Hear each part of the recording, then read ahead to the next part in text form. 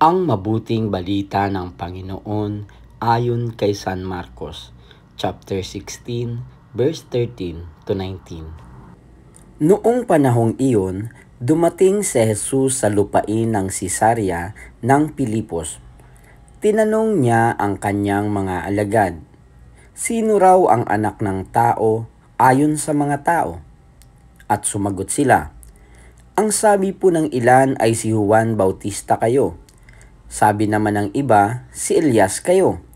At may nagsasabi pang si Jeremias kayo o isa sa mga propeta.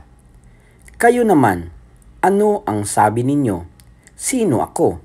Tanong niya sa kanila. Sumagot si Simon Pedro, "Kayo po ang Kristo, ang anak ng Diyos na buhay."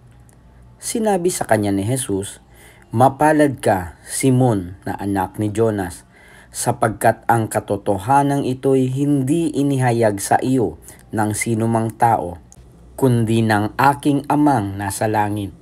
At sinasabi ko naman sa iyo, ikaw ay Pedro, at sa ibabaw ng batong ito ay itatayo ko ang aking simbahan. At hindi makapananai sa kanya kahit ang kapangyarihan ng kamatayan. Ibibigay ko sa iyo ang mga susi ng kaharian ng langit. Ang ipagbawal mo sa lupa ay ipagbabawal sa langit, at ang ipahintulot mo sa lupa ay ipahihintulot sa langit." Ang mabuting balita ng Panginoon.